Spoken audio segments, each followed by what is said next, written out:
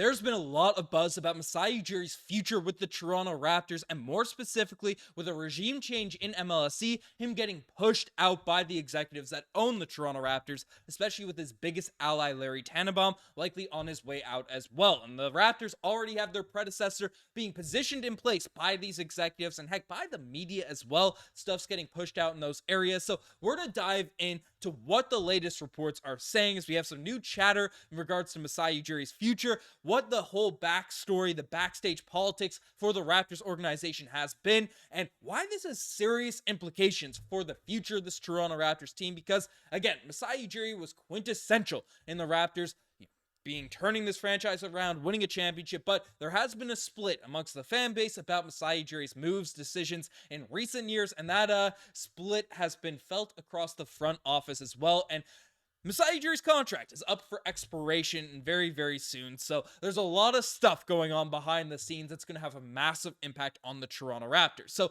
let's just dive into it, because frankly, there's a lot of stuff to dive into. So essentially, before we dive into the new reports, we do have to get a backstory, because again, you're not familiar with Masai Ujiri, president of basketball operations, big decision maker in regards to the Toronto Raptors roster, construction, moves, all those types of things, and objectively has had a phenomenal run with the Toronto Raptors. You can debate the last few seasons, decisions made there, but especially, come 2020, 2021, and 2019, regarded as probably the top executive in the NBA, with the exception of maybe a couple guys around the league, but without a doubt, unanimously top 3 executive in terms of what he's been able to do with the Toronto Raptors. And at that point, he also had his contract expiring at the time, and there was a lot of demand for Masai Ujiri. The Knicks wanted him, the Wizards wanted him. There's rumors that other organizations outside of sports, outside of basketball, wanted to bring Masai Ujiri in as a lead decision maker, as a guy that can have an impact, for whatever organizations are going on. And essentially, a lot of drama was stirred regarding that whole contract negotiation, specifically with a man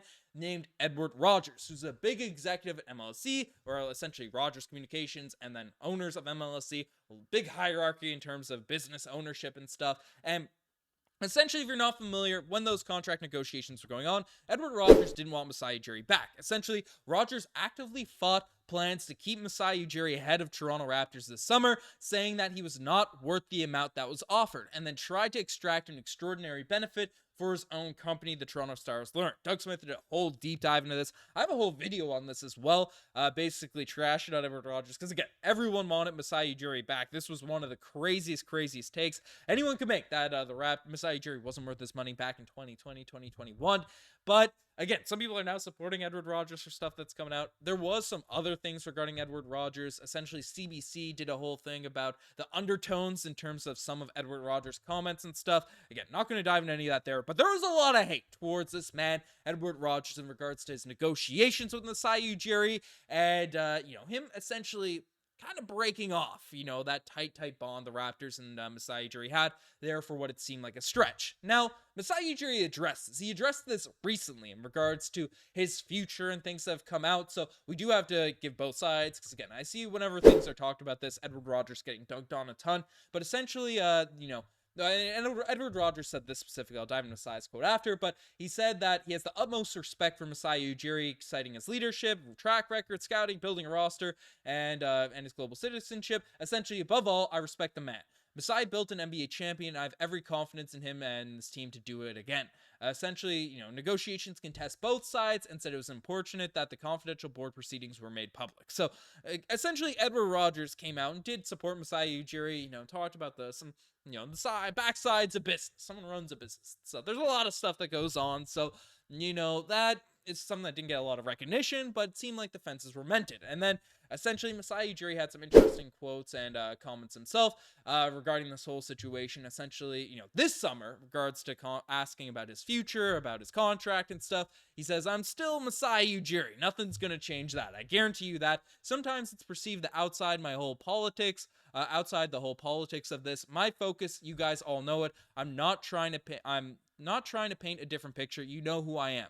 I don't get involved with any of that type of stuff." So essentially, this is a very political answer. Masai Ujiri being asked regards to his future, his contract, and all that type of stuff, citing that he's still that guy, even though some of the fan base, even though some of the ownership are back and forth on that sort of space. He said, honestly, a lot of time ownership, most of the times ownership has honestly been unbelievable for us. I have zero complaints. I know people make it out the whole thing, like the contract thing or whatever happened, but for me, there's no lingering issues. I want to clear that up.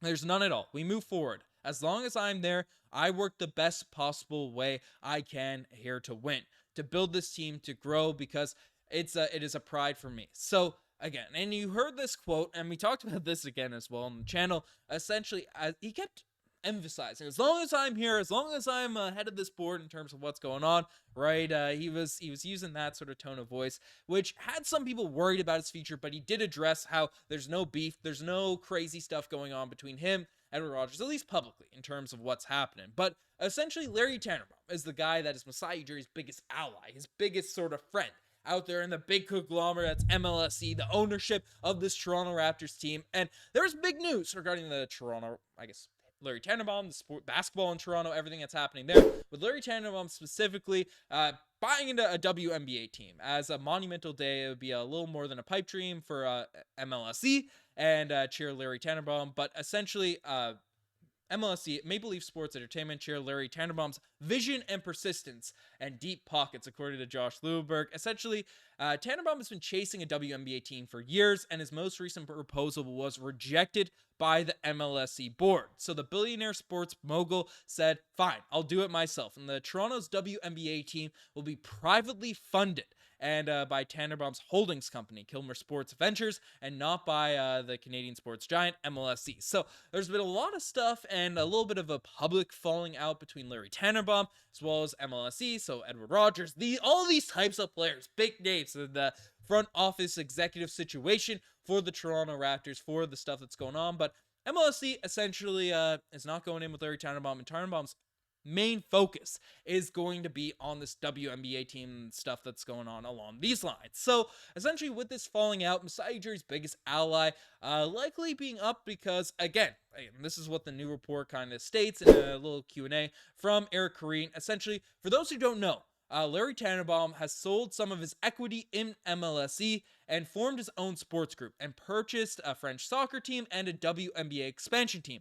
Rogers and Bell still now have the option of buying Tannenbaum out in the summer of 2026, which is the summer when Masai Ujiri's contract expires, per Sportsnet. So I'd say the chance, so essentially that's what's going on. Before we dive into odds and stuff, Larry Tannenbaum can get bought out. Masai Ujiri's biggest friend, biggest ally, can be bought out of MLSE, the ownership of the Toronto Raptors, the same summer that Masai Ujiri's contract's up for expiration. And as we sort of took a look at, earlier this one, the lead executive was kind of like, hey, we're not that interested in Masai Ujiri coming back, and things along those lines. And inside that report, essentially from Doug Smith, Edward Rogers was really pushing for one man, one guy, in the name of Bobby Webster, to really lead the front office and do that type of stuff. We're going to dive into him in a few seconds in terms of what's going on. But essentially, to finish Eric Kareen's quote, essentially, I'd say this changes. Okay, so Sportsnet, I'd say the changes Ujiri is still with the chances Masai Ujiri